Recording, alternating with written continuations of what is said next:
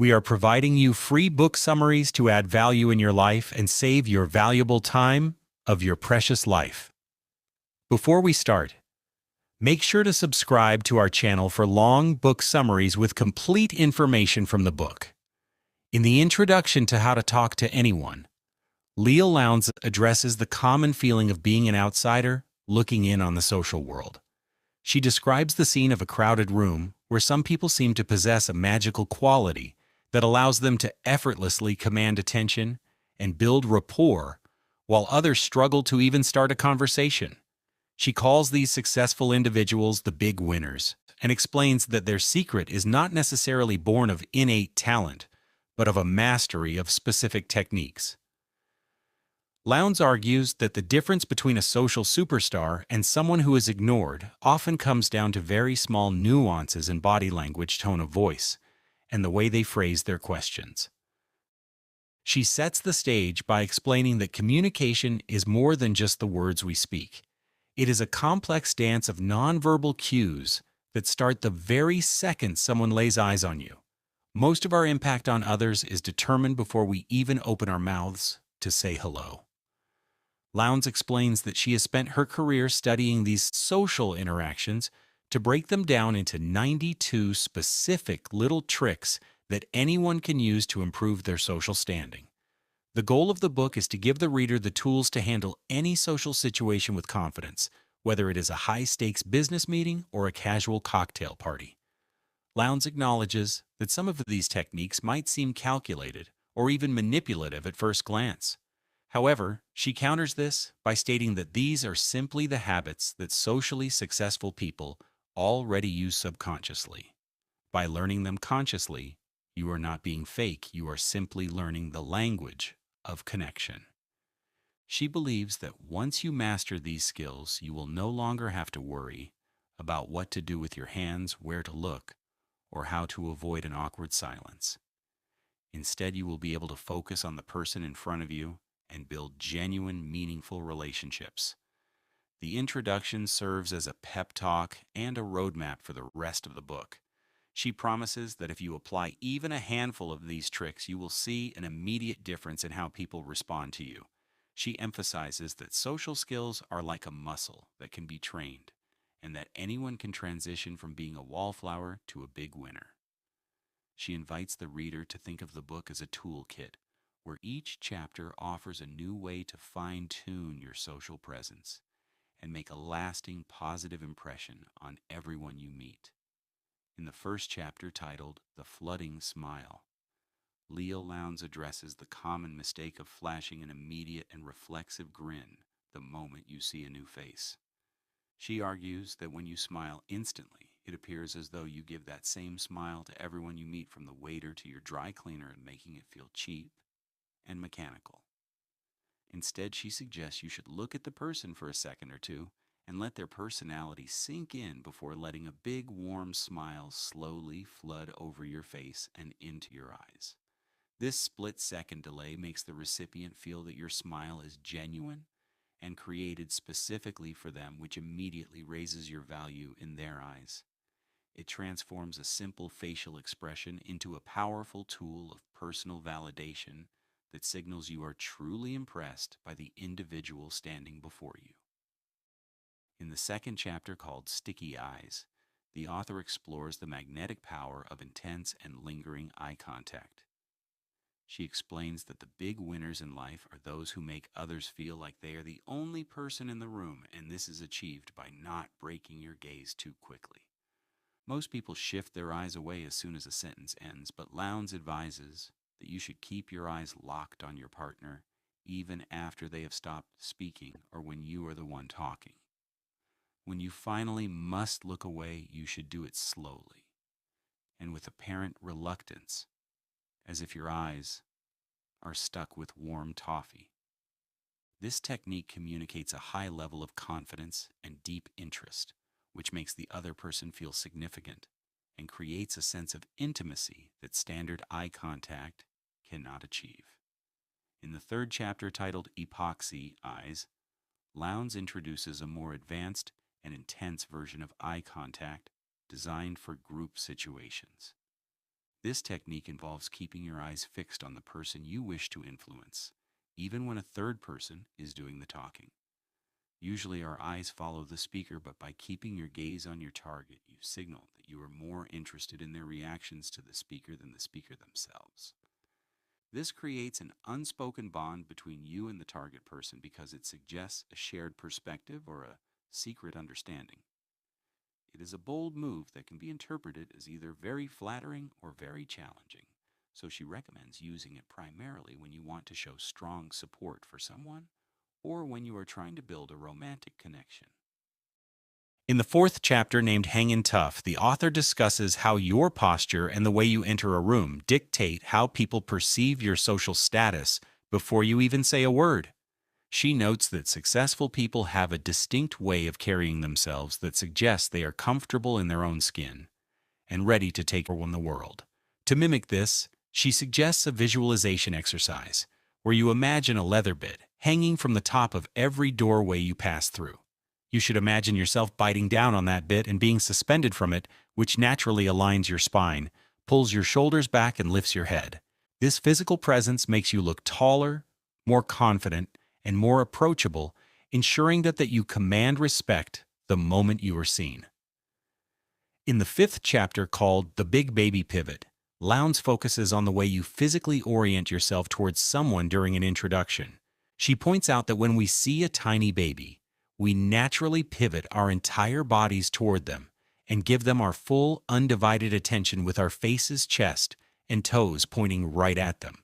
Adults crave this same level of total focus, but they rarely get it because most people just give a polite head turn or a slight shift in their stance. By giving a new acquaintance the big baby pivot, you are essentially telling them that they are the most important person in the room. This total physical alignment, combined with the flooding smile and sticky eyes, creates a powerful first impression that makes the other person feel instantly liked and respected, which is the fastest way to win someone over. In the sixth chapter, titled Hello Old Friend Lowndes, Evie explains a psychological trick to bypass the initial awkwardness and social anxiety that often comes with meeting a stranger. She suggests that when you are introduced to someone new, you should imagine that they are an old friend you haven't seen in years. This mental shift causes a physical chain reaction in your body where your eyes soften, your posture relaxes, and your voice takes on a warm and familiar tone. When you treat a stranger as if you already like them, they subconsciously pick up on your comfort and warmth, which makes them feel safe and more likely to open up to you in return. It removes the stiff formality of a new introduction and replaces it with an inviting atmosphere of pre-existing rapport. In the seventh chapter, called Limit the Fidget, the author discusses how subtle movements can betray your confidence and make you appear dishonest or anxious. She notes that high-status individuals move with a certain level of stillness and deliberation.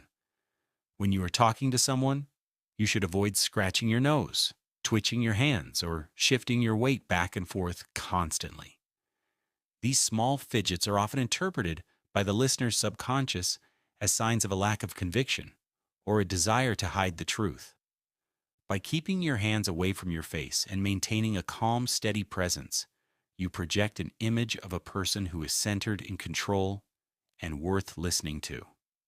In the eighth chapter, named Hansel and Gretel Cues Lowndes, focuses on the dynamics of a conversation between two people in a social setting.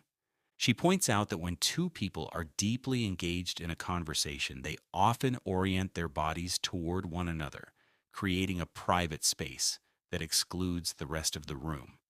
To signal that you are fully present and committed to the interaction, you should keep your body aimed at the person you are speaking with, even if you are distracted by something happening nearby.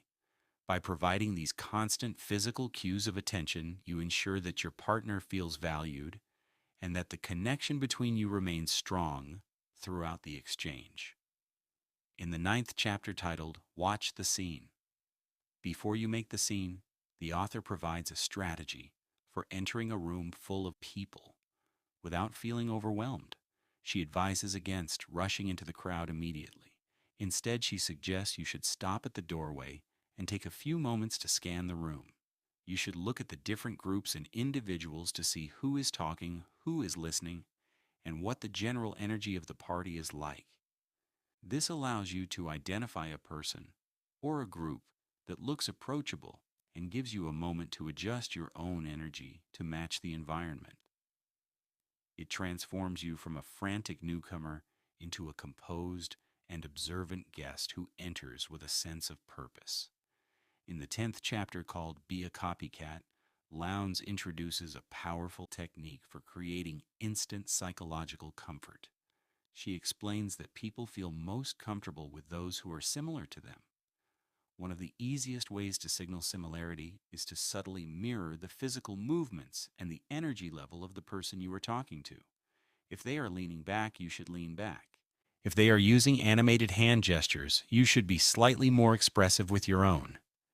This is not about mocking the other person, but about aligning your physical frequency with theirs.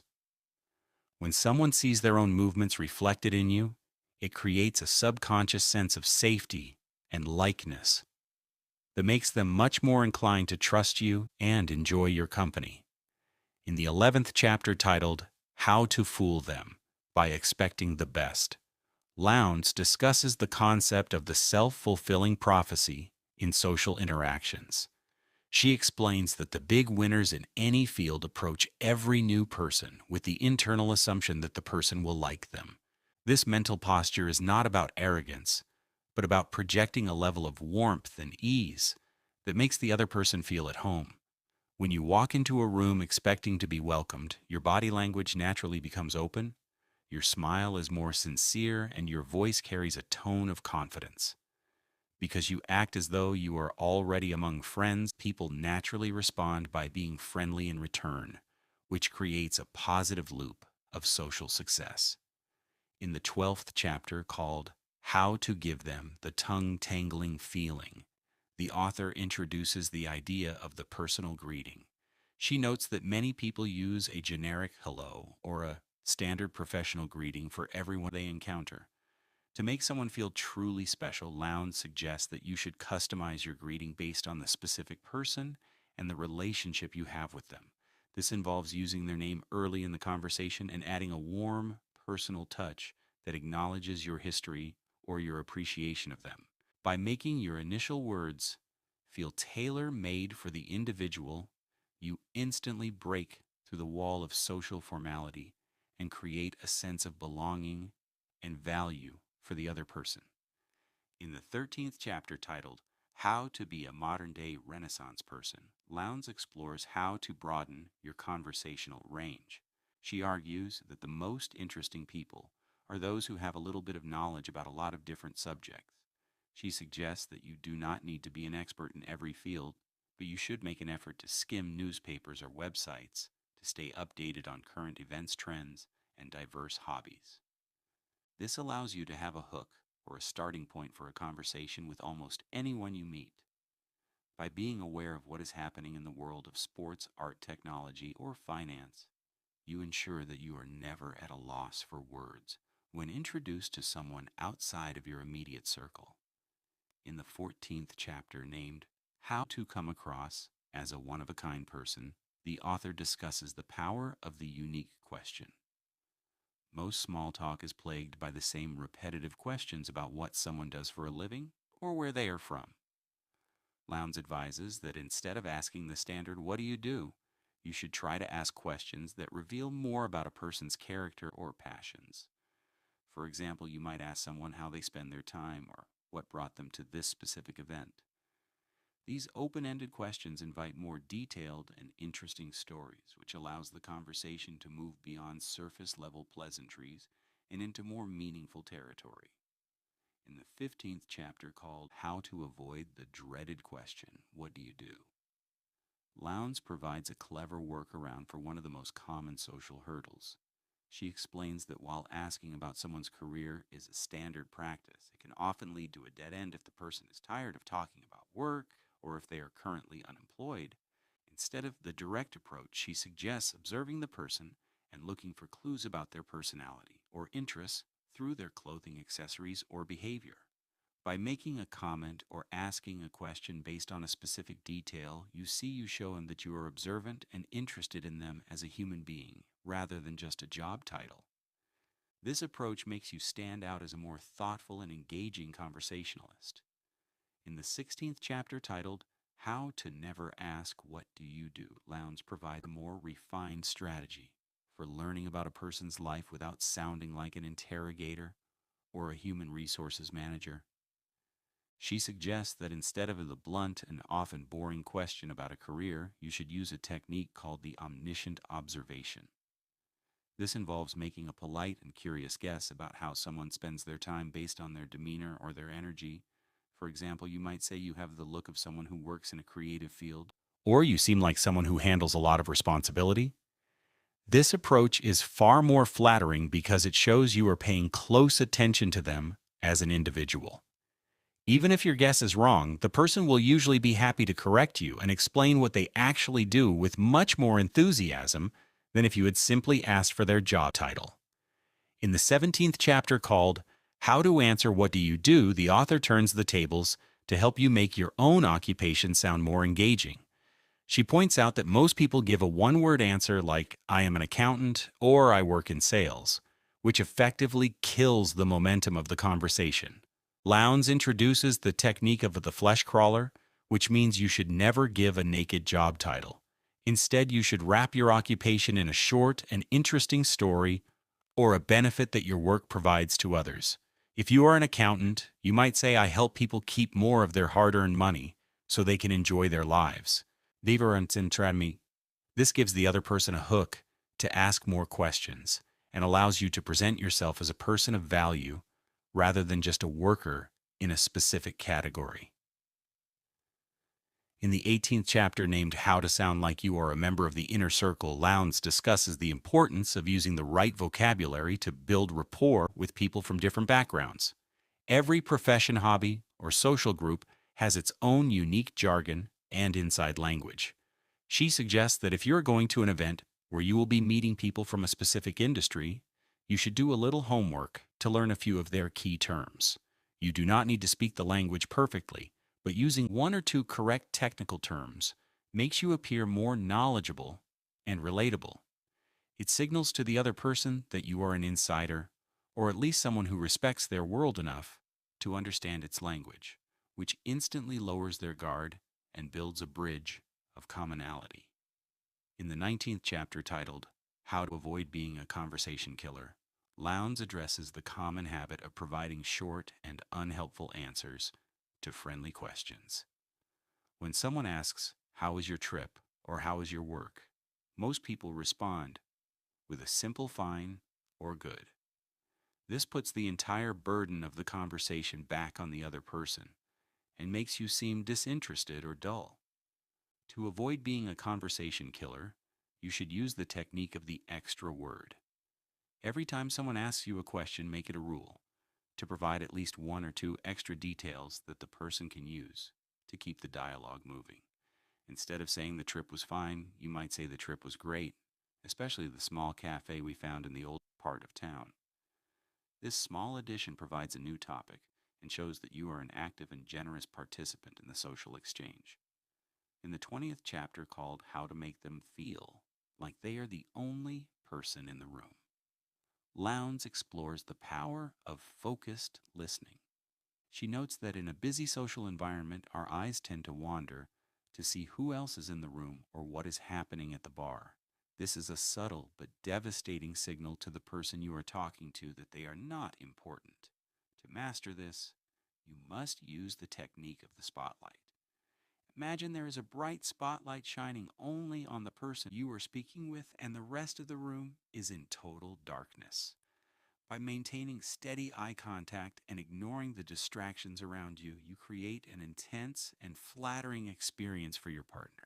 They will walk away from the conversation feeling incredibly special, and they will remember you as one of the most charismatic and attentive people they have ever met. In the 21st chapter titled, How to Be a Word Detective, Lowndes introduces a technique for never running out of things to say. She suggests that you should listen to every word your conversation partner speaks as if you are a detective looking for clues. People often drop little breadcrumbs or extra bits of information about their lives in the middle of a sentence. If someone says they had a busy week because they were helping a friend move, you have two clues to follow. You could ask about the friend, or you could ask where they moved to. By picking up on these tiny details and asking about them, you show it that you are truly listening, and you keep the conversation flowing naturally without ever having to search for a brand new topic. In the 22nd chapter called The Swiveling Spotlight, the author explains that the secret to being a great conversationalist is not talking about yourself, but getting the other person to talk about themselves. She compares the focus of a conversation to a spotlight. When the light is on you, you are the center of attention, but when you swivel that spotlight onto the other person, they feel validated and important. The trick is to keep the light on them for as long as possible by asking open-ended questions and showing genuine curiosity about their lives. Most people love to talk about their own experiences, and they will think you are a brilliant communicator simply because you gave them the stage. In the 23rd chapter, named Leil Lowndes provides a simple but effective tool for those moments when you are completely stuck and have no idea how to respond. She suggests that you simply repeat the last few words the person said, but with a questioning tone. If someone says, "I just got back from a very long trip to Montana," you can simply say, "a long trip to Montana." This tiny nudge encourages them to elaborate and give you more details about the experience. It makes the other person feel like you are deeply interested in their story while giving you more time to process what they are saying and find a deeper hook for the conversation. In the 24th chapter titled Encore, the author discusses how to make someone feel like a star in a social setting. If you are in a group with an old friend and a new acquaintance, you can use this technique to bring your friend into the spotlight. You might say to your friend, "Oh, tell them that hilarious story about the time you got lost in London." This shows the new person that your friend is interesting, and it gives your friend the opportunity to shine by telling a story they already know is successful. It makes you look like a generous social connector who enjoys seeing others succeed, which is a trait of a true big winner. In the 25th chapter called Accentuate the Positive, Lowndes warns against the common mistake of starting a conversation with a complaint or a negative observation. Many people try to bond over shared grievances like the bad weather or the long line at the bar, but this immediately sets a heavy and unattractive tone for the interaction.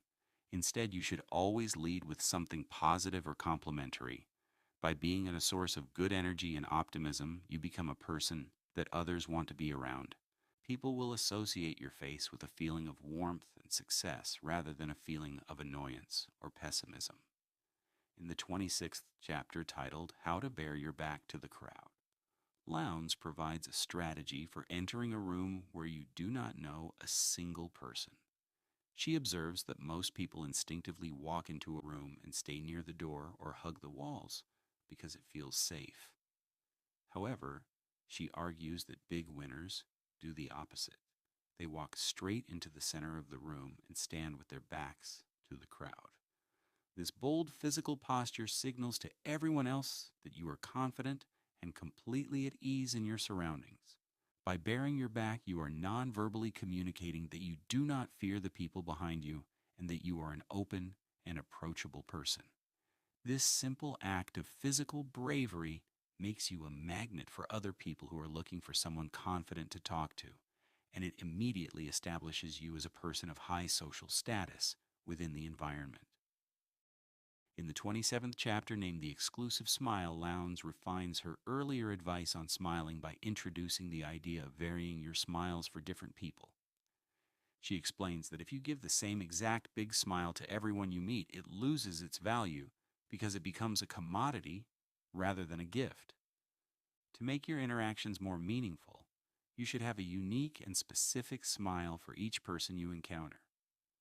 When you meet someone new, you should let a slightly different type of smile flood over your face than the one you gave to the person before. This creates a sense of exclusivity and makes each individual feel that they have a special connection with you. It is the difference between a mass-produced greeting and a handcrafted moment of recognition, and it ensures that your social warmth never feels like a rehearsed performance. In the 28th chapter, called How to Sound Like an Insider, Lowndes discusses the importance of learning the lingo of any group you wish to join. She explains that every profession or interest group has its own shorthand and specific vocabulary that identifies members as being part of the inner circle, to avoid sounding like a clueless outsider. She suggests that you should do a bit of research before attending an event where a specific topic will be the focus. You do not need to become an expert, but you should learn the most common terms and to the current hot topics within that community. By using even one or two correct technical terms in a conversation, you signal that you are a person who is informed and respectful of their world. This instantly breaks down the barriers of suspicion that people often feel toward outsiders and allows you to build rapport much faster than someone who uses generic language. In the 29th chapter titled, How to Avoid Looking Like a Clueless Tourist, the author explores the nonverbal equivalent of learning the lingo. She notes that different social and professional circles have different unspoken rules about how to stand, how to dress, and how to behave. If you want to fit in and be respected, you must observe these subtle cues and adapt your own behavior to match. She suggests that before you dive into a conversation, you should spend a few minutes people watching to see the general energy level and the physical style of the room. If everyone is being quiet and formal, while you are being loud and expressive, you will be marked as an outsider. By matching the local social climate, you show that you have a high social intelligence and that you are a chameleon who can thrive in any environment, which makes people much more comfortable in your presence. In the 30th chapter called How to Pick Up the Vibe, Lowndes focuses on the emotional side of mirroring. She explains that every group or individual has a specific emotional frequency or vibe. Some people are high energy and excitable, while others are calm and contemplative. To be a master communicator, you must be able to sense this vibe and adjust your own energy to harmonize with it. If you approach a somber person with a high energy greeting, you will create a jarring and unpleasant experience for them. Instead, you should try to meet people where they are emotionally. If they are quiet, be a little quieter. If they are enthusiastic, match their level of excitement. This is not about losing your own personality, but about showing empathy and respect for the other person's state of mind. When you pick up the vibe, you create a sense of harmony that makes people feel deeply understood and liked. In the 31st chapter titled, How to Speak Their Language, Lowndes delves deeper into the concepts of mirroring not just through body language, but through the specific words people use. She explains that everyone has a dominant sensory language, whether they are visual, auditory, or kinesthetic. A visual person might say, I see what you mean, while an auditory person says, I hear you, and a kinesthetic person says, I feel you. To build a powerful and immediate bond, you should listen for these specific sensory words and mirror them back to the speaker. By using the same sensory metaphors as your partner, you are essentially speaking their brain's native language, which makes your communication feel incredibly fluid and intuitive to them. This creates a subconscious sense of being on the same wavelength, which is the foundation of deep and lasting rapport. In the 32nd chapter named How to Use Your Body to Talk, these discusses the importance of nonverbal responsiveness during a conversation. She points out that the big winners do not just stand still while someone else is talking.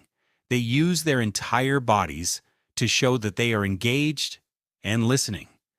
This involves nodding at appropriate times, using facial expressions that mirror the speaker's emotions, and maintaining an open and forward-leaning posture. She calls this technique the reacting mechanism. By physically reacting to what is being said, you provide a constant stream of positive reinforcement to the speaker. This makes the other person feel incredibly interesting and valued, which in turn makes them view you as an exceptional listener and a highly charismatic individual. even if you have barely said a word yourself. In the 33rd chapter titled, How to Avoid the One-Sided Conversation, Lowndes addresses the danger of becoming a conversational narcissist. She explains that many people get so caught up in their own stories or their own desire to be liked that they forget to check in with the other person. To avoid this, she suggests the technique of the periodic pulse check. Think it's centrally. This involves pausing every so often to ask a question or make a comment that brings the other person back into the dialogue. You might ask, "What do you think about that?" or "Has something like that ever happened to you?" By constantly monitoring the balance of the interaction, you ensure not that the conversation remains a two-way street. This prevents the other person from feeling lectured or ignored, and it keeps the energy of the exchange high and mutually beneficial. In the 34th chapter called How to Give a Compliment, that sticks, the author explores the art of the indirect compliment. She argues that direct praise can sometimes feel insincere or can make the recipient feel self-conscious. To make your compliments more effective and believable, you should use the technique of the grapevine glory. This involves praising someone to a third party when you know the word will eventually get back to them. When someone hears that you said something wonderful about them behind their back, it carries much more weight than a face-to-face compliment because it is clearly genuine and unprompted. This builds a massive amount of goodwill and trust, and it establishes you as a person who is kind and supportive rather than someone who is just trying to flatter people to get what they want. In the 35th chapter titled, How to Compliment Someone Without Sounding Like a Sycophant, Lowndes introduces the killer compliment, which is a highly targeted and specific observation about someone's best quality. She explains that while general praise like "you are so smart" is nice, it often feels hollow because it is used so frequently. To make a compliment truly unforgettable, you must find a unique trait or a specific achievement that the person is clearly proud of, but rarely gets recognized for. By highlighting a subtle detail that others overlook, you prove that you are a person of superior perception and that your praise is authentic. This creates a powerful emotional bond because the recipient feels seen on a deeper level, and they will associate that feeling of being understood with your presence. In the 36th chapter named The Little Stroke, the author discusses the importance of small daily appreciations. She notes that big winners do not wait for a special occasion to make people feel good. Instead, they use tiny verbal strokes throughout a conversation to acknowledge the other person's input. This can be as simple as saying, "That is a great point," or "I love the way you phrased that." These micro compliments act like a constant stream of social lubrication that makes the interaction feel smooth and pleasant. By peppering your dialogue with these small affirmations, you keep the other person's ego satisfied and their interest high, which ensures that they walk away from the encounter with a glowing impression of your personality. In the 37th chapter titled The Knee-Jerk Wow, Lowndes explores the power of immediate and enthusiastic reactions. She observes that when people share good news, they are looking for a specific emotional payoff from the listener. If you respond with a lukewarm "that is nice," you effectively kill their excitement and damage the rapport. To be a social superstar, you should train yourself to give a knee-jerk wow whenever someone tells you about a success or a positive event in their life. Your reaction should be immediate and slightly more energetic than the news might seem to require. This mirrors the person's internal state of happiness and makes them feel that you are a true ally who is genuinely happy for their success. In the 38th chapter called The Boomerang, the author provides a clever way to handle compliments that are directed at you. Many people feel awkward when they receive praise, and they often downplay it or reject it entirely, which can make the giver feel uncomfortable. Lowndes suggests that you should instead use the compliment as a boomerang to throw them the positive energy back at the other person. If someone tells you that you did a great job on a project, you should thank them, and then immediately mention how their support or their earlier advice made it possible. By turning the praise into a shared success, you show humility and grace, while simultaneously making the other person feel involved and important. It transforms a moment of potential awkwardness into a reinforcing loop of mutual respect. In the 39th chapter titled The Direct Blast, Lowndes introduces a technique for when you want to make a massive impact with your praise. She explains that while indirect compliments are great for building trust, there are moments when a person needs to hear exactly why they are impressive. The direct blast is a bold and sincere statement of admiration for a specific trait or accomplishment. To make it work, you must look the person straight in the eye. Wait for a moment of silence and deliver the compliment with absolute conviction. Because it is so direct and intense, it can be overwhelming if used too often. But when timed correctly, it can cement a friendship or a professional bond for life. It tells the person that you are confident enough to speak the truth and that you hold them in extremely high regard. In the 40th chapter, named The Implicit Compliment, the author explores a more subtle way to make people feel good about themselves without ever using a traditional word of praise. An implicit compliment is a statement or a question that assumes the other person is already successful, intelligent, or capable. For example, if you ask someone for their advice on a complex problem, you are implicitly telling them that you value their intellect and experience.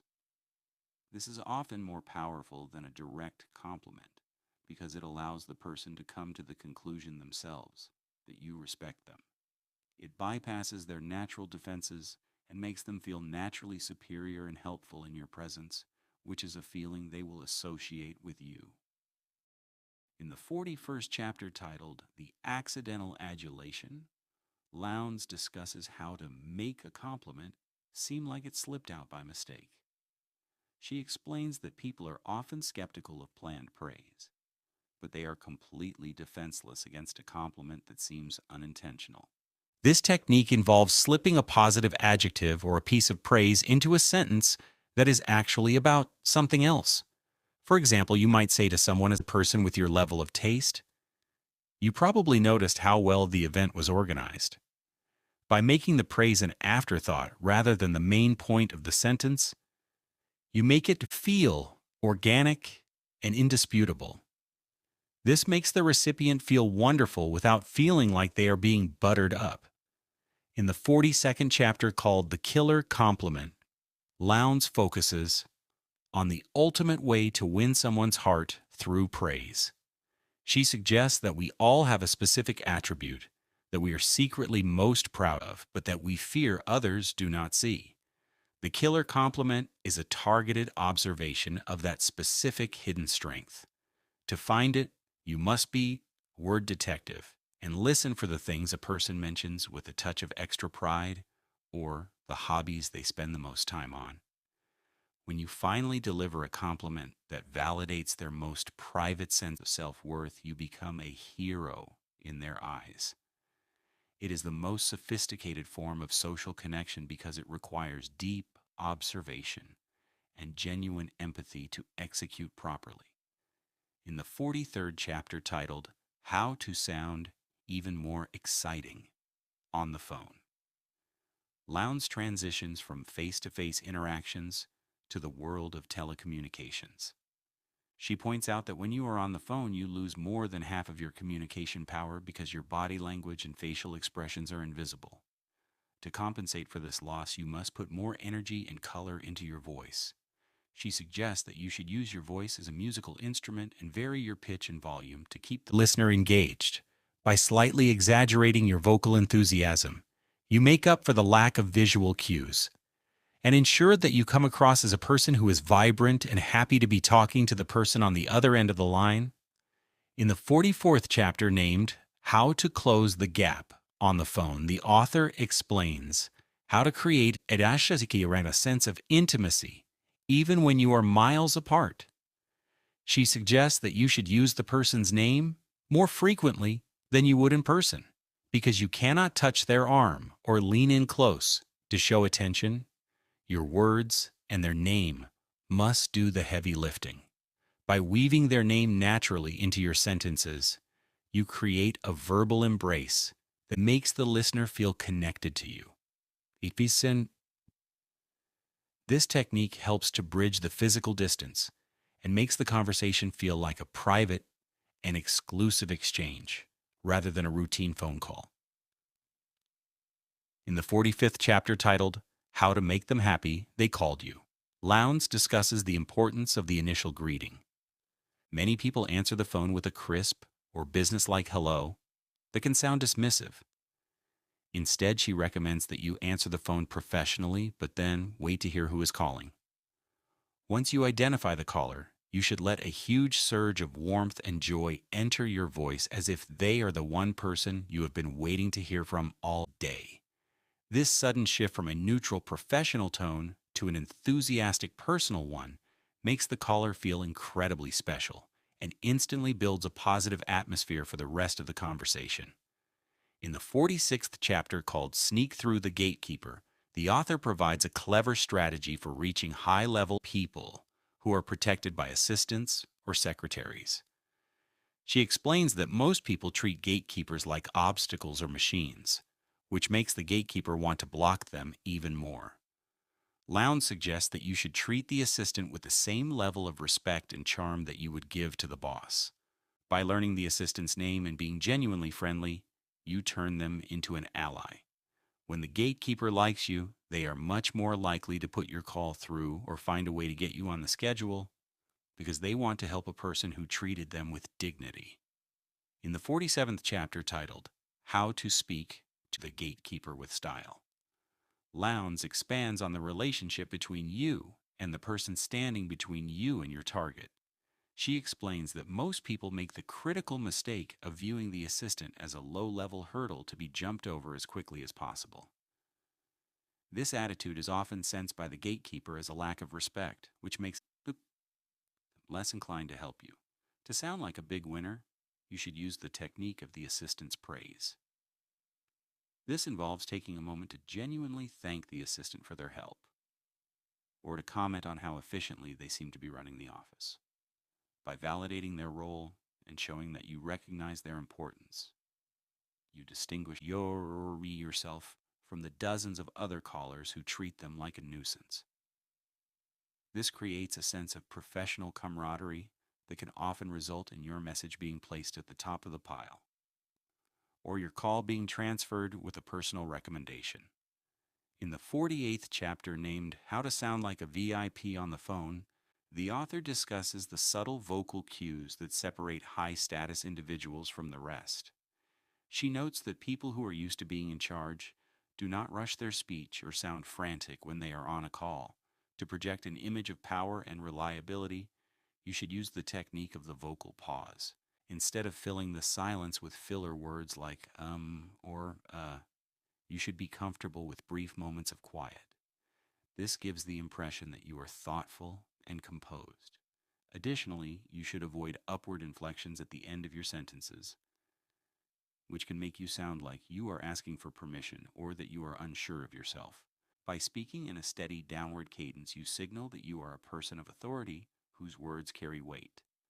In the 49th chapter titled, How to Get What You Want on the Phone, Lowndes explores the psychological power of the follow-up. She explains that the phone is a tool of persistence and that many people give up too early when they don't get an immediate answer. She suggests a technique called the nudge, where you call back with a very specific and helpful reason, rather than just checking in. For example, instead of asking if a decision has been made, you might call to share a piece of information that is relevant to the person's interests or business. This keeps you at the front of their mind without making you seem like a pest. It shows that you are proactive and that you are thinking about their needs, which builds a sense of professional obligation and trust. By being the person who provides value in every interaction, you make it much more likely that they will eventually give you the yes you are looking for. In the 50th chapter called How to Hear What They Are Not Saying, Lowndes focuses on the art of telephone intuition. Since you cannot see the other person's face, You must become hypersensitive to the nuances of their voice, including their breathing patterns, their rate of speech, and the length of their silences.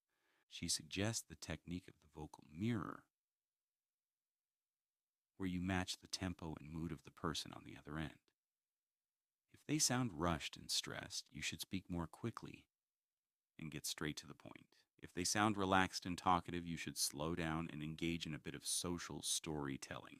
By synchronizing your vocal energy with theirs, you create a subconscious bond of likeness.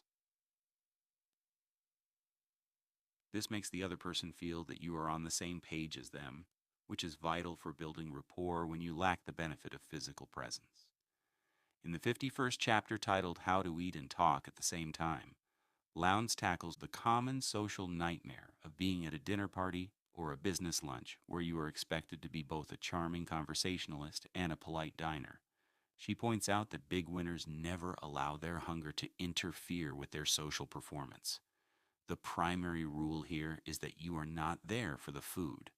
You are there for the connections. She suggests eating a small snack before you arrive, so that you are not distracted by a growling stomach. Furthermore, she introduces the technique of the fork pause, which involves taking tiny bites and placing your utensils down between every mouthful. This ensures that you are always ready to answer a question or contribute to the dialogue without a mouthful of food. By prioritizing the conversation over the meal, you project an image of a person who is disciplined and more interested in the people around them than the buffet. In the 52nd chapter named How to Come Across as a Seasoned Pro at a Party, the author discusses the art of the entrance and the importance of your first few minutes in a crowded room. She warns against the common habit of immediately heading for the bar or the food table, which makes you look like you are seeking a security blanket. Instead, you should use the technique of the standing tall scan. As you enter the room, you should pause at the doorway and stand in a posture of total confidence, as described in earlier chapters.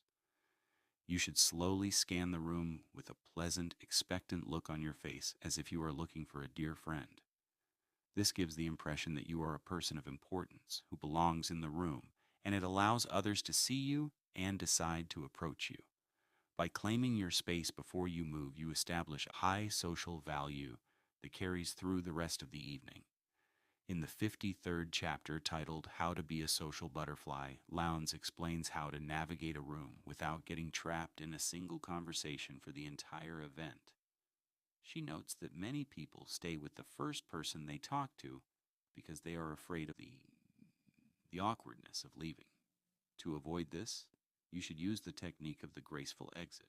This involves making a meaningful connection for a few minutes and then moving on by providing a valid and polite reason, such as wanting to say hello to the host or needing to introduce two other people to each other. The key is to make the person you are leaving feel like they have made a great impression on you so they feel good as you walk away. By circulating effectively, you maximize your opportunities to meet new people, and you become known as someone who is energetic and socially well connected. In the 54th chapter called How to Handle the Social Heavyweights, Lowndes provides a strategy for talking to celebrities, high-level executives, or people of great influence. She observes that most people act like fans when they meet a heavy hitter, which immediately places them in a lower social position. To be seen as an equal, you should use the technique of the peer approach. The Daryl Worm. This means you should treat the important person with the same casual warmth and respect you would give to anyone else. Avoid gushing over their accomplishments or asking for favors. Instead, find a common human interest or a topic related to the current event. When you treat a VIP like a regular person, they often feel a sense of relief and are much more likely to engage with you in a genuine way. This signals that you are also a person of substance who is not intimidated by power or fame. In the 55th chapter titled How to Speak to the Top Brass, Lowndes focuses on the specific mindset required to interact with high-level executives and leaders without appearing subservient. She explains that people in positions of power have very little time and even less patience for small talk that feels aimless. To earn their respect, you should use the technique of the bottom line approach.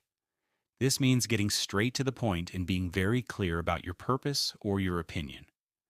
High-level leaders value efficiency and directness because it shows that you respect their time and that you have the confidence to stand by your ideas.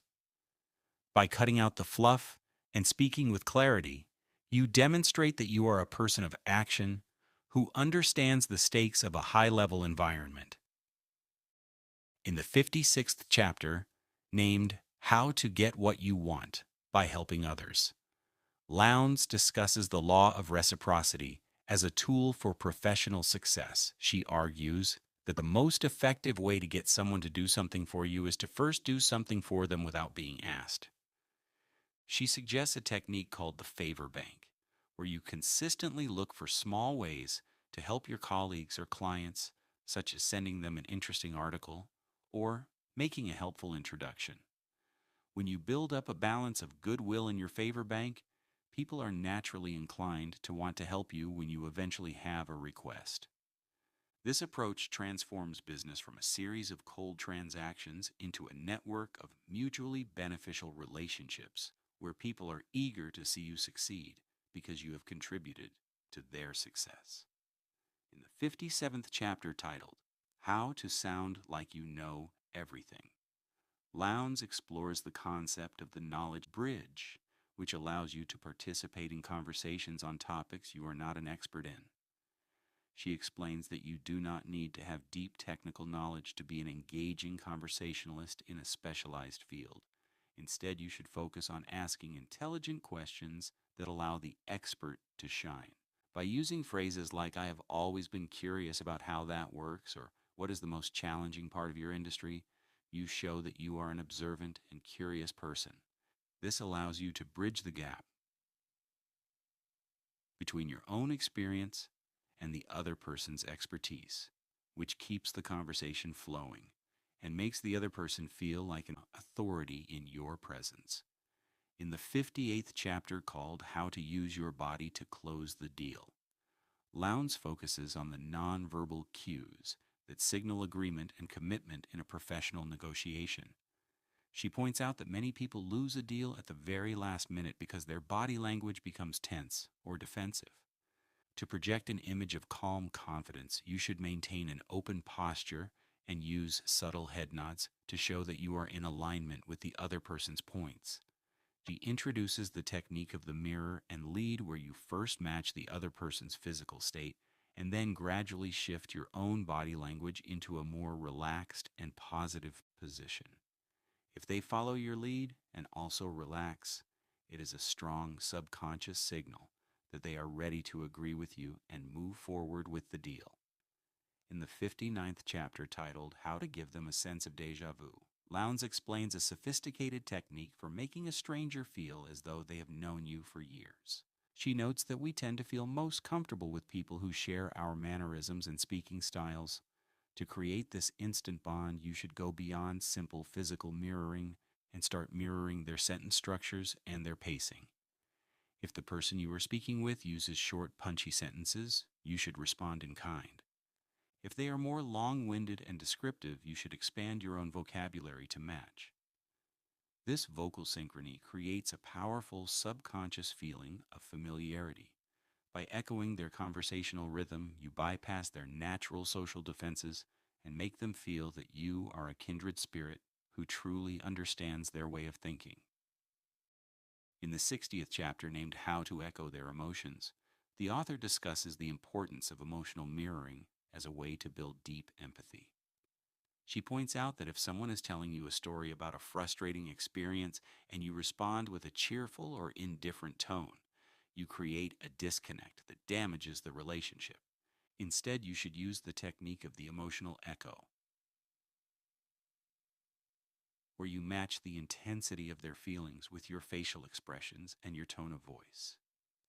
If they are sad, your face should reflect that sadness. If they are outraged, your voice should carry a hint of that same indignation. This tells the other person that you are not just hearing their words, but that you are actually feeling what they are feeling. It is one of the fastest ways to turn a casual acquaintance into a loyal friend. In the 61st chapter titled, How to Create a Private World, Lowndes explores the use of the word we to create an immediate sense of partnership and shared identity. She observes that most people use you and I when talking to someone they don't know well, which keeps a psychological distance between them. To break this barrier, you should look for opportunities to use inclusive language that groups you and the other person together.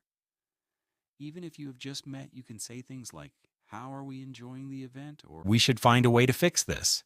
This simple change in pronouns creates a subtle but powerful shift in the dynamic, making the other person feel like you are both on the same team.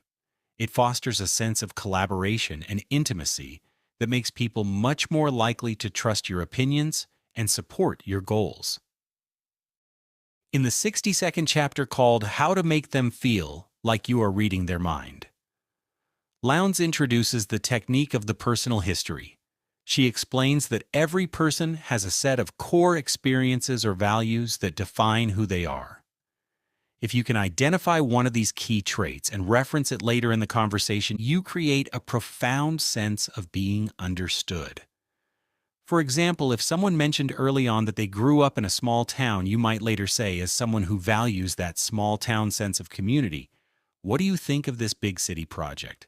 By connecting your current topic back to their personal history, you show that you have been paying deep attention and that you value their unique perspective. This makes the other person feel that you have a special insight into their character, which is the ultimate form of social validation. In the 63rd chapter titled, How to Praise Someone Behind Their Back, Lowndes returns to the concept of the grapevine glory, but with more strategic depth. She explains that a direct compliment can sometimes be viewed with suspicion, as if you were trying to get something from the person. However, when you tell a third party how much you admire someone's work or personality, it carries 10 times the weight, because it is seen as your true, unfiltered opinion. The magic happens when that third party eventually tells the person what you said. To master this, you should identify the people who are most likely to pass on a positive word to your target, and then casually mention a specific and sincere compliment to them. This creates a halo effect around your reputation, because you are seen as a person who speaks highly of others when they are not in the room, which is a hallmark of a high status and secure individual. In the 64th chapter named How to Be and a Carrier of Good News, the author discusses the role of the messenger. She notes that in ancient times, the person who brought bad news was often punished, and while we have moved past that, the psychological association remains. To be a big winner, you should strive to be the person associated with positive developments and compliments. If you hear someone else say something nice about a colleague or a friend, you should make it your mission to deliver that compliment to the person it was intended for. When you say, "I heard so-and-so saying," how much they enjoyed your presentation, you get all the social credit for the positive energy without having to come up with the praise yourself. It makes people excited to see you because they subconsciously associate your presence with feeling good about themselves. In the 65th chapter titled How to Give a Killer Compliment, Lowndes focuses on the specific anatomy of a compliment that changes a relationship. She argues that the best compliments are those that acknowledge a person's effort rather than just their natural talent. Instead of telling a beautiful person they are pretty, which they have heard 1,000 times, you should compliment their sense of style or the way they put an outfit together. This acknowledges their choice and their hard work rather than just their luck. By focusing on what a person has achieved through their own will, you show that you are a person of depth and discernment. This type of praise sticks in a person's memory for years because it validates their sense of agency and their personal growth. In the 66th chapter called How to Smile with Your Whole Body, Lowndes revisits the power of nonverbal warmth but on a much larger scale. She explains that a great communicator doesn't just smile with their face, they smile with their entire being. This means that when you are introduced to someone or when you see a friend, your entire physical presence should shift to show that you are happy to see them. This involves turning your toes towards them, opening your palms slightly, and allowing your shoulders to relax and drop. She calls this the full body glow. When you radiate this kind of total acceptance and joy, it is impossible for the other person not to respond with warmth in return. It creates an immediate environment of safety and friendship that allows for more honest and productive communication. In the 67th chapter titled How to Be a Modern Day Pollyanna, Lowndes introduces a powerful rule for maintaining a high-status reputation, which is to never be the one to deliver bad news. She explains that even if you are not responsible for the information, people subconsciously associate the messenger with the message. If you must be the bearer of disappointing news, she suggests you find a way to frame it as a challenge or a temporary setback rather than a final failure. However, whenever possible, you should step aside and let someone else deliver the blow, or wait until a more private time. By consistently being the person who brings energy solutions and good tidings, you become a psychological anchor for positivity in your social and professional circles, and people will naturally gravitate toward you when they need a boost.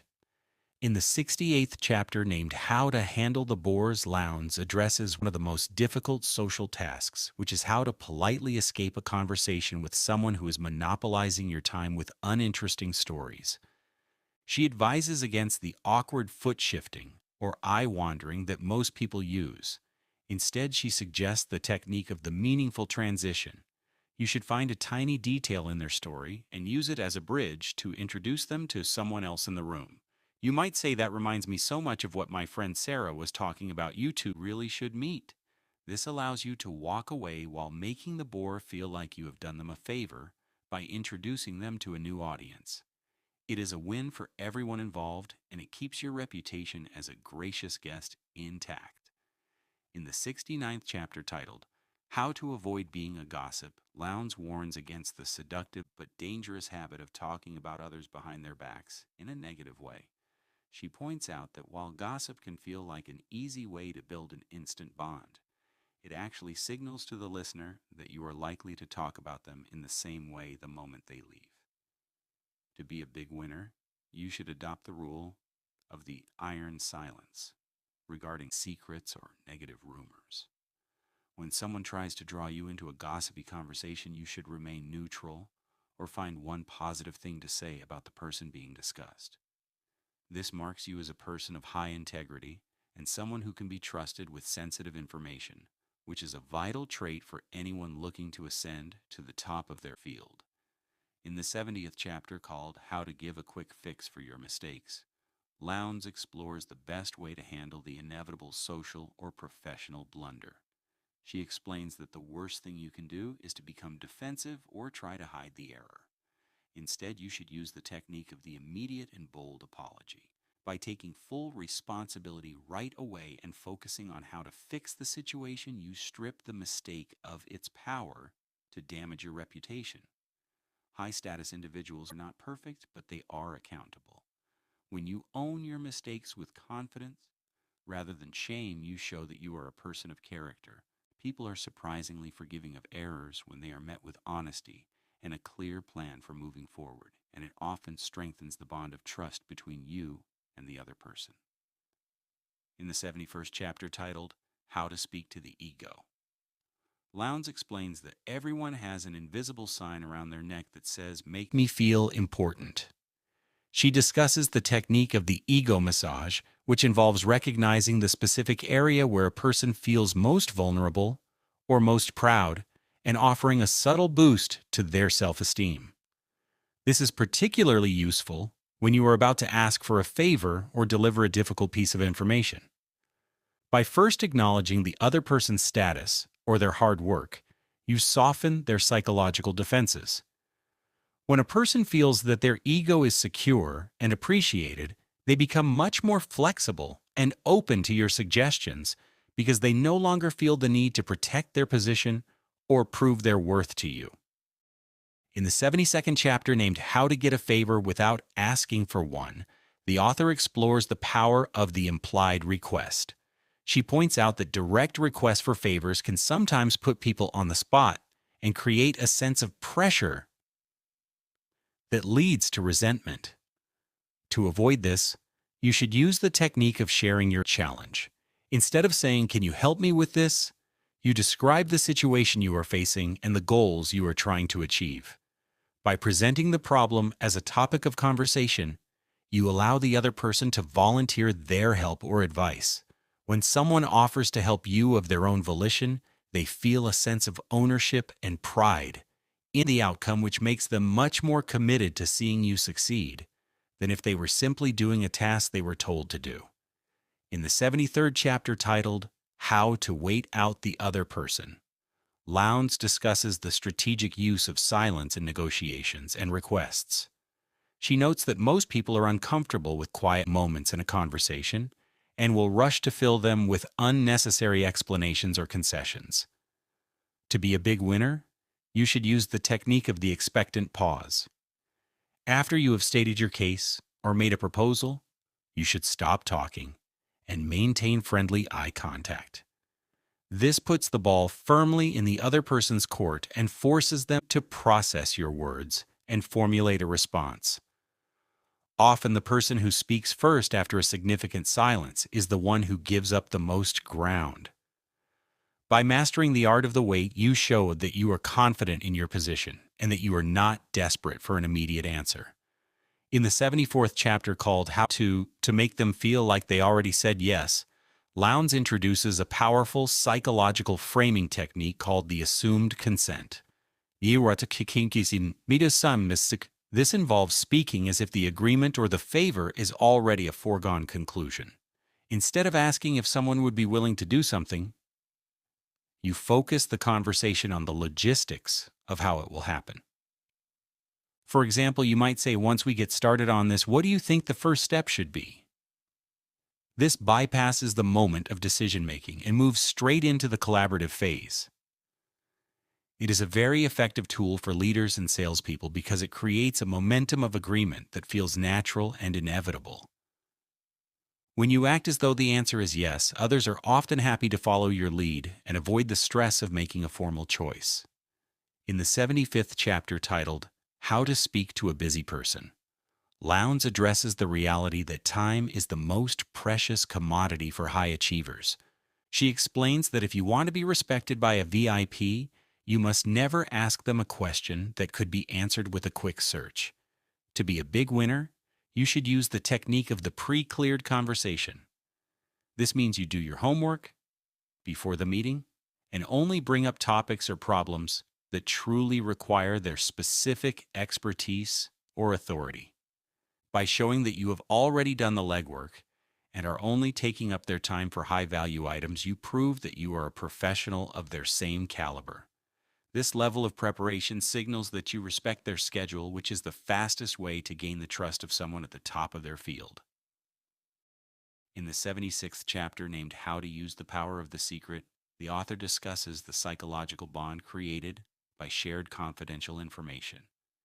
She points out that when you share a small, non-damaging secret with someone, you are effectively telling them that you trust them. This creates an immediate sense of intimacy and mutual obligation. Lowndes suggests the technique of the purposeful slip, where you share a minor piece of inside information or a personal detail that makes the other person feel like an insider. However, she warns that you must be careful never to share information that could actually hurt someone or damage your own reputation. The goal is to create a feeling of exclusive partnership, which makes the other person feel more loyal to you and more willing to share their own insights in return. In the 77th chapter titled How to Avoid the Premature, Lowndes provides a crucial correction to her earlier advice on inclusive language.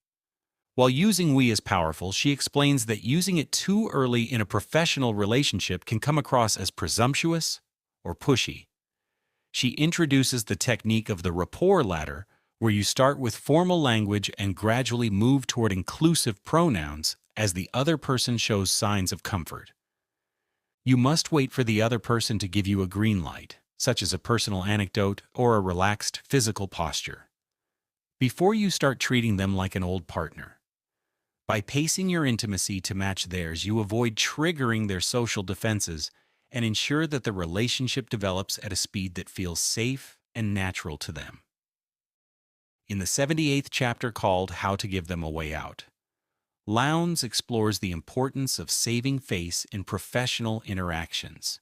She notes that if you corner someone or prove them wrong in a way that embarrasses them, they will likely never forgive you, even if you were technically correct. To handle this like a pro, you should use the technique of the graceful out.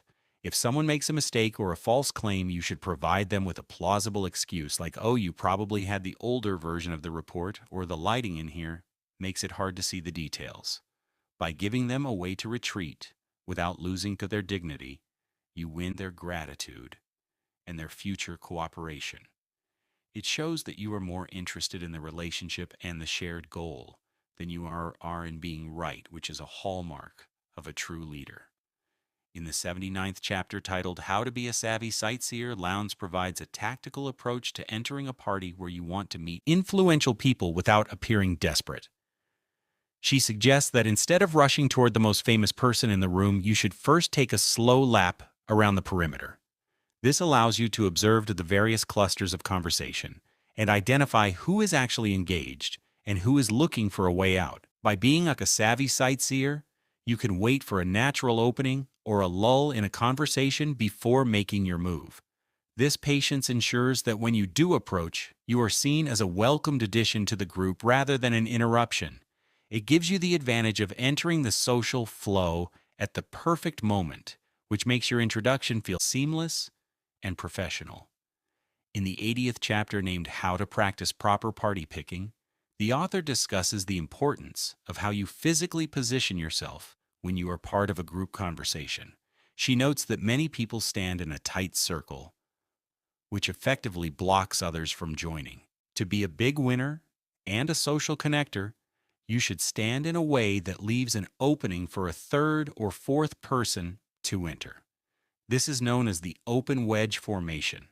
By keeping your body language inviting to the rest of the room, you signal that you are a person of high social confidence who is not afraid of new people or ideas. This makes you much more approachable and marks you as a leader who facilitates networking rather than someone who hoards the spotlight for themselves. In the 81st chapter titled How to Be a Modern-Day Midas, Lowndes explores the technique of the golden touch, which involves making everyone the serendipity you speak to feel like that they are the most interesting person you have ever met. She explains that this is achieved by giving people your total visual and auditory focus, even when there are more important people in the room. If a low-level staff member or a newcomer approaches you while you are talking to a VIP, you should not dismiss them or look over their shoulder. Instead, you should give them a warm smile and a brief moment of genuine attention before returning to your conversation. By treating everyone with the same level of dignity and curiosity, you build a reputation as a person of true character and class, which ultimately makes the heavy hitters in the room respect you even more. In the 82nd chapter called How to Avoid the Social Fingerprint, the author warns against the subtle habits that can leave a negative impression on others long after the conversation is over. She explains that our social fingerprints are the small unconscious things we do, like checking our phones while someone is talking or looking at our watches. To avoid leaving these marks, you must be hyper aware of your nonverbal signals. Lowndes suggests the technique of the invisible mirror, where you imagine how you look from the other person's perspective. If you saw yourself looking distracted or bored, you would immediately change your posture and focus. By maintaining a clean social fingerprint, you ensure that the only thing people remember about you is your warmth, your intelligence, and the way you made them feel valued during the interaction. In the 83rd chapter titled How to Listen Between the Lines, Lowndes explains that the most important part of a conversation is often what is left unsaid. She suggests that big winners develop a sixth sense for the hidden emotions or hesitations in a person's voice. When someone says they are fine, but their tone is flat or their eyes dart away, they are actually signaling a need for empathy or further inquiry.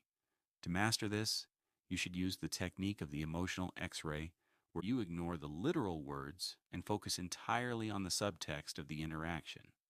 By responding to the feeling rather than the statement, you show a level of social intuition that makes people feel deeply understood and safe in your presence, which is a key component of building unbreakable, professional, and personal loyalty. In the 84th chapter, named How to Give Them the Proper Pitch, the author discusses how to tailor your message to the specific personality type of your listener. She notes that people generally fall into one of four categories, which are the driver, the expressive, the amiable, or the analytical. A driver wants the facts quickly, while an analytical person wants every detail and piece of data. To be effective, you must identify the dominant trait of your audience and adjust your delivery to match their preferred style. If you use an analytical approach with an expressive person, you will bore them. But if you use an expressive approach with a driver, you will annoy them. By hitting the proper pitch, you ensure that your message is received with the least amount of resistance and the maximum amount of interest. In the 85th chapter titled, How to Speak to Their Inner Child, Lowndes explores the idea that everyone, regardless of their age or status, carries a part of themselves that still seeks basic validation and safety. She suggests that in moments of high stress or conflict, you should speak to the other person's inner child rather than their adult ego. This involves using a softer tone of voice and providing simple reassurances that validate their feelings. By bypassing the logical brain and speaking directly to the emotional core of the person, you can de-escalate tense situations and build a bridge of trust that would be impossible through rational argument alone. It is a technique used by the most successful leaders to maintain harmony and focus within their teams during difficult times. In the 86th chapter called How to Avoid the One Strike and You Are Out rule, Lowndes warns against the common mistake of making a major social gaffe early in a relationship. She explains that people form a solid impression of your character within the first few minutes, and a single mistake like a poorly timed joke or a personal question can be fatal to your reputation. To avoid this, you should use the technique of the social safety check, where you remain slightly more formal and observant than usual until you are certain of the group's dynamics. It is much better to be seen as a bit quiet and respectful at first than be remembered as the person who crossed a line before they were even invited into the circle. By protecting your initial image, you give yourself the room to grow more casual as the relationship matures. In the 87th chapter titled, How to Be a Mind Reader, Lowndes discusses the importance of being aware of the environment and the external pressures acting on your conversation partner. She explains that big winners do not just listen to words. They look at the clock, the surroundings, and the other person's physical state. If you notice someone glancing at their watch or looking toward the exit, you should be the one to suggest ending the conversation. By being the first to acknowledge that their time is valuable or that they might be needed elsewhere, you show a level of empathy that is incredibly rare. This makes the other person feel a sense of relief and deep appreciation for your social awareness, and it ensures that the next time you meet, they will be eager to talk to you because they know you won't trap them. In the 88th chapter named How to Use the Power of the Proximity, the author explores how physical distance can be used to signal your level of confidence and intent. She points out that most people have a personal bubble that they protect, but big winners know how to subtly lean into that space to create a sense of intimacy and importance during a key point in the conversation. However, she warns that you must be a master of reading body language to ensure you are not making the other person uncomfortable. The technique involves a brief and purposeful move toward the person when you are sharing something confidential or particularly interesting. This physical shift signals that the information is exclusive to them. which builds a sense of shared importance and strengthens the psychological bond between you. In the 89th chapter titled How to Lead the Group, Lowndes focuses on how to take control of a social or professional gathering without appearing bossy or overbearing. She explains that leadership in a conversation is often about directing the flow of energy rather than doing all the talking. You can lead by asking the right questions that bring quieter members into the fold, or by summarizing the main points of a discussion to help the group reach a conclusion. She suggests the technique of the group anchor, where you remain the most calm and composed person in the room, especially when things get chaotic or heated. By being the steady point that others look to for cues, you naturally ascend to a position of authority, and others will instinctively follow your lead because you project a sense of stability and vision. In the 90th chapter called How to Make a Grand Exit, Lowndes argues that the way you leave a room is just as important as the way you enter it. Many people let their energy drop as they prepare to depart, which can leave a flat or forgettable final impression. To be a big winner, you should use the technique of the lingering look. This involves making eye contact with the person you were just speaking to for a split second longer than necessary as you say meet and goodbye. You should also ensure that your final words are positive and forward-looking, such as mentioning how much you enjoyed a specific part of the conversation. By leaving on a high note with your energy still visible, you ensure that the image people hold of you after you are gone is one of vibrancy and warmth, which makes them look forward to your next encounter. In the 91st chapter titled How to Business Eat, Lowndes returns to the setting of a professional meal to discuss the high stakes of dining for business. She explains that a business lunch or dinner is never truly about the food. It is a performance of your character and your self-discipline. Big winners understand that how they treat the server, how they handle a mistake with the order, and how they manage their own physical appetites are all signals of how they will handle a business partnership. She suggests that you should never order messy or difficult-to-eat foods, and you should always prioritize the conversation over the calories. By remaining focused and elegant while others are distracted by their plates, you demonstrate a level of poise and professionalism that suggests you are ready for high-level responsibilities. It is about proving that you are a person of substance who can keep their eyes on the prize, even in a social environment. In the 92nd chapter called How to Direct the Spotlight, Lowndes explores the ultimate secret of the big winners, which is the ability to make others feel like the most important person in the world. She explains that true charisma is not about shining your own light on others, but about reflecting their light back at them.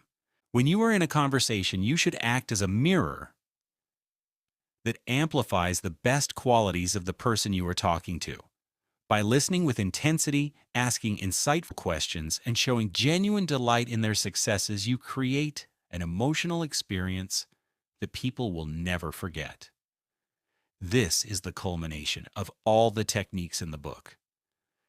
When you stop worrying about how you are perceived and start focusing entirely on making the other person feel seen and valued, you become a social magnet that people are naturally drawn to. The endnote of the book serves as a powerful reminder that these 92 techniques are not just about manipulation or social climbing, but about genuine human connection. Lowndes emphasizes that the goal is to become a person who can navigate any situation with grace and kindness. She encourages the reader to practice these skills until they become second nature, so that every interaction becomes an opportunity to uplift someone else.